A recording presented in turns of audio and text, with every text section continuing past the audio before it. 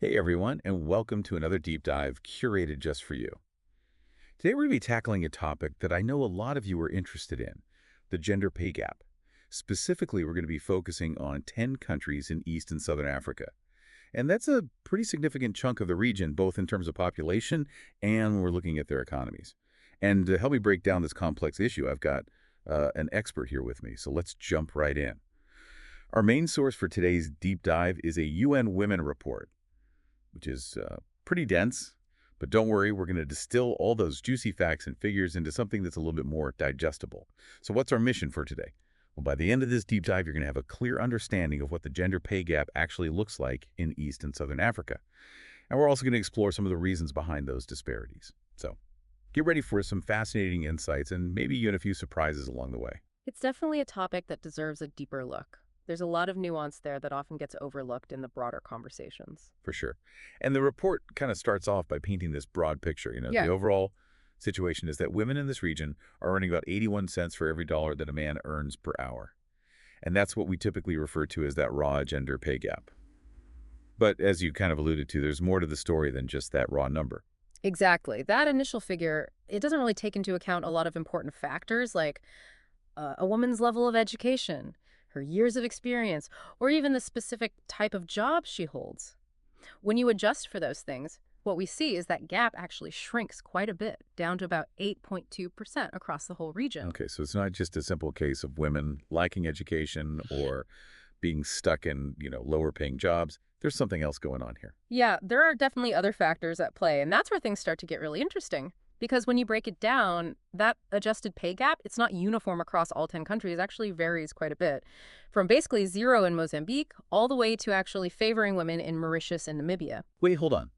Women are earning more than men in some of these countries. It's true. The report dives deeper into those specific cases of Mauritius and Namibia. And what it found is that working women in those countries, they actually tend to have higher levels of education, even more likely to have advanced degrees compared to men. So it's not that they're less qualified No, or anything. exactly. It suggests that there are other factors at play that are influencing those earnings. Like what?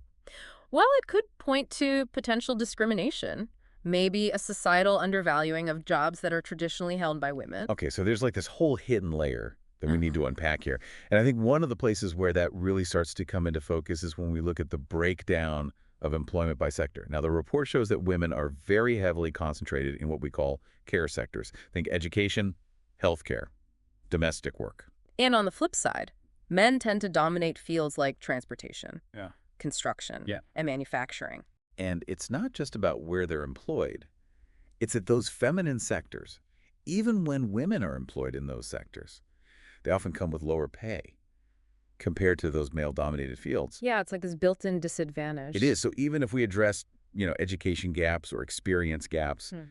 there's still this underlying issue of certain types of work being systematically undervalued. Exactly. And that really speaks to those deeply ingrained societal norms and expectations about gender roles. Right, and what those roles are worth. Okay, so we've got this kind of sectoral divide happening, but what about that age-old idea of like a sticky floor keeping women stuck at the bottom, or that glass ceiling blocking them from reaching those top positions? Does that hold true in East and Southern Africa? Well, according to the report, the evidence for a sticky floor isn't as strong as you might think. But that glass ceiling, that's definitely there in most of the countries. That pay gap widens significantly for the top 10% of earners.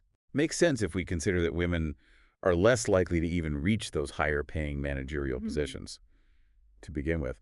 But wait a minute. There's another layer of complexity here, right? Right. Because when we look at the data on hours worked, it throws a whole new twist into things. For sure. What we consistently see in the data is that women in this region, they're working fewer hours in paid employment compared to men. And that's not just because they're spending more time on like unpaid housework or caregiving. Right. It could also be a way of navigating those feminine sectors where there are fewer full-time opportunities. So it's like a potential trade-off. Fewer hours might mean less bias or discrimination, but it also means their earnings are going to take a hit. Just to give us an idea, how big is this difference in hours worked? Well, it varies depending on the country. In places like Tanzania and Kenya, women are working an average of 6.5 hours less per week than men. Wow, that's significant. Okay, so here's the million-dollar question. Does having kids, Does that actually hurt women's careers as much as we often hear? That's a common assumption. But what's interesting is that this report actually challenges that notion a little bit. The data suggests that marriage might have a bigger impact on women's employment than the presence of children. Really? So it's not necessarily about becoming a mother, Yeah. but maybe more about those traditional expectations that come with marriage and family life. That seems to be the case. But here's the really baffling part. While married women are working less, they often have a smaller gender pay gap compared to their single counterparts. Whoa, that's fascinating. Makes you wonder if it's about the types of women who are choosing to work after marriage, or maybe the kinds of jobs that are available to them. There's so much to unpack here. Absolutely. And that's what makes this whole topic so compelling. It's not about handing you the answers, but encouraging you to think critically about these complex issues and really question those assumptions that we often make. I love that. Still digging On into that this really insightful report on the gender pay gap in East and Southern Africa. We left off on this kind of perplexing finding about married women often having a smaller pay gap, even though they're working fewer hours. Yeah, it's almost like counterintuitive, isn't It it? really is. And the report doesn't, give a definitive answer, but it does point to some possible explanations. One idea is something called selection effects. And basically what that means is that the married women who are choosing to work might be a very specific group. Maybe they have higher levels of education Like, or certain skills that are in high demand. so it's not just about being married, Yeah. but about the kind of woman who's able to, or willing to even, juggle both work and family life. Right. And it's important to remember that we're talking about averages here. Individual experiences are obviously going to vary widely, but another possibility is that the types of jobs that are available to married women, even within those feminine sectors, might offer slightly better pay or benefits. Yeah, maybe there's more flexibility there, like part-time options or something. That could definitely be a factor. So it's all about, looking at the bigger picture. Yeah. And not jumping to conclusions.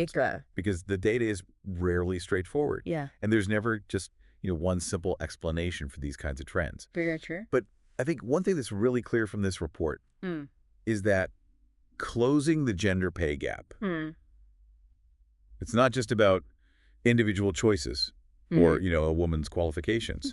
We have to address these bigger systemic issues. Absolutely. If we continue to undervalue those care sectors, which are predominantly filled by women, we're never going to achieve true equality. Makes sense. So where do we even begin to tackle something this big? The report does give some recommendations, right? It does. And they're pretty multifaceted, which I think reflects the complexity of the issue. One key area is strengthening the legal frameworks that guarantee equal pay for work of equal value. Right. But it's not just about having those laws on the books. No, it's about enforcing them, Yeah. making sure they're actually being implemented. Okay, so enforcement is key, but beyond legislation. Transparency is also hugely important. What do you mean by that? Well, promoting pay transparency within organizations, making salary ranges more transparent, having clear criteria for promotions, and systems for reporting potential discrimination. So it's about shining a light on those hidden biases and power dynamics. Exactly. But it's not just about what happens within companies.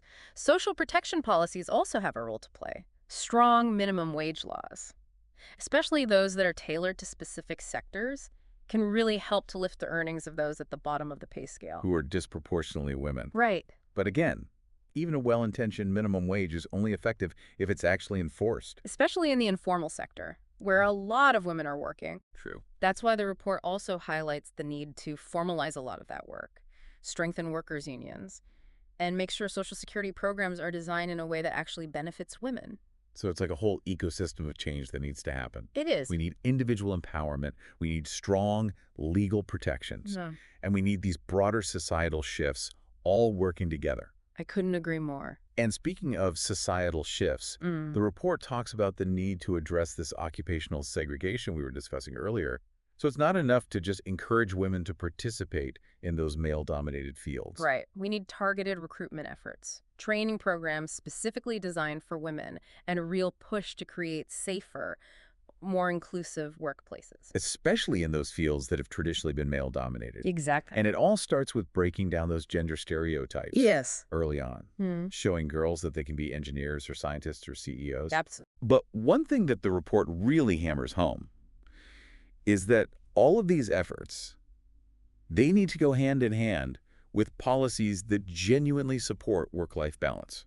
That's crucial. Because let's face it, in most societies, Yeah. women still bear the brunt of those caregiving responsibilities. Yeah, if we don't provide affordable childcare, parental leave for both parents, and flexible work arrangements, we're setting women up to fail. Basically. This isn't about telling women to lean in while they're carrying this enormous weight on their shoulders. Right. It's about creating a society that shares that load more equitably and values all types of work, regardless of who's doing it. Couldn't have said it better myself. Yeah. Okay, so we've got these concrete policy recommendations, but the report also talks about the importance of shifting those deeply ingrained social norms. Yes, because even the best laws and policies can only take us so far. If we don't change those fundamental beliefs about gender roles, Oh. we're going to keep hitting our heads against that glass ceiling. Exactly. We need to challenge those unconscious biases, promote male involvement in caregiving, and celebrate women who take on those leadership roles. It's a cultural transformation, as much as a legal or economic one. And that takes time, patience, and a lot of conscious effort. It does. And the report also mentions the need for better data to really track our progress. Oh, absolutely. Yeah. We need to understand the nuances, the specific challenges within each country, Right. so we can tailor the solutions to those unique contexts. So the more granular the data, the more effective our interventions can be. Exactly. This isn't just a call to action for researchers and policymakers, is it? No, not at all. This is for all of us. We can all advocate for better data collection, support organizations that are working to close the gender pay gap, and most importantly, challenge those harmful norms within our own families, our workplaces, our communities. Because real change starts with awareness, with Yeah. questioning our assumptions, Yeah. and having those sometimes uncomfortable conversations. And that's exactly what we've tried to do in this deep dive today. Provide you with the knowledge and the insights to really be a part of the solution. And hopefully inspire you to continue exploring this issue, even after this deep dive is over. All right, so we're back for the final part of our deep dive here, exploring the gender pay gap in East and Southern Africa. It's been a really interesting conversation so far. It has. We've covered a lot of ground. From those big picture statistics to the really nuanced factors at play. We talked about, different ways of measuring the pay gap, the impact of those gendered sectors, the role of social norms, and even those specific recommendations from the UN report for, creating a more equitable future. But before we wrap things up, I want to circle back to something we touched on earlier, that need for better data. Right. It's like the foundation for driving real change. If we can't measure it, we can't really fix it. Exactly. And the report specifically highlights this need for more detailed data when it comes to earnings. Okay, so what's the issue there? Well, the problem is, a lot of the existing data sets that we have, they mainly focus on wage earners. Right. People with, traditional jobs. Exactly. And that leaves out a huge portion of the workforce, Yes. especially those in informal or unpaid roles. And those are often the people who are most affected by the gender pay gap. Absolutely.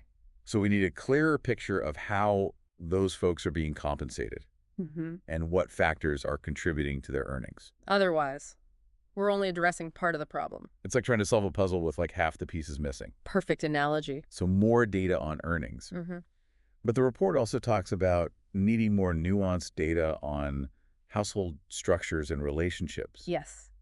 We need to go beyond just, who lives in a household and how they're related to the head of the family. Dig deeper into those dynamics. Right. For example, Yeah. a lot of surveys don't collect information on the biological parents of children. Okay. And why is that important? Because it limits our ability to really understand the impact of parenthood on earnings. We can see, whether having kids in the household affects a woman's employment. But we can't really tell if it's specifically because of motherhood versus fatherhood. So we need that more granular information to really measure things like the motherhood penalty or the fatherhood bonus. Exactly. With better data, we can design policies that actually address those specific challenges. So it's about seeing the whole picture, the whole person. Right. Recognizing the complexity of women's lives and using that understanding to create more effective solutions. And I think that's a really important point to end on. This is not just a call to action for researchers or policymakers. This is for all of us. We can all advocate for better data collection, support organizations working to close the gap, and most importantly, challenge those harmful norms that we see in our own lives. In our families, Wow. our workplaces, our communities. Real change starts with awareness, questioning those assumptions, and having those tough conversations. And that's what we've tried to do in this deep dive. give you the knowledge and the tools to be a part of that change. So thank you for joining us on this journey. It's been a pleasure exploring this really crucial topic with you. And we hope you'll continue the conversation long after this deep dive is over.